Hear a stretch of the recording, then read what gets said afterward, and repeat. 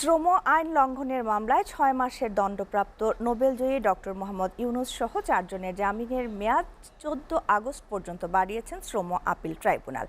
এই নিয়ে পঞ্চমবারের মতো তাদের জামিনের মেয়াদ বাড়ল। শ্রম আপিল ট্রাইব্যুনালের চেয়ারম্যান সিনিয়র জেলা ও দায়রা জজ এম.এ. আউয়াল আজ এই আদেশ দেন। আদালতে ডক্টর ইউনূস সহ ৪ জনের পক্ষে শুনানিতে ছিলেন ব্যারিস্টার মোহাম্মদ আবদুল্লাহ আল মামুন। কলকারখানা ও প্রতিষ্ঠান অধিদপ্তরের পক্ষে শুনানিতে ছিলেন অ্যাডভোকেট মোহাম্মদ খুরশিদ আলম খান ও আন্তর্জাতিক অপরাধ ট্রাইব্যুনালের দায়িত্বরত চিফ প্রসিকিউটর সৈয়দ হায়দার আলী।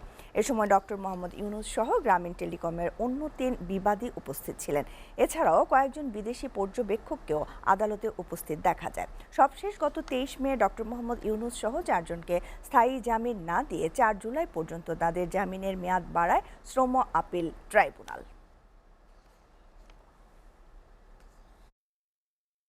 আজকে ভালো লাগলো যে খাঁচার ভেতরে ছিলাম না, এখানে খাঁচার ব্যবস্থা নাই।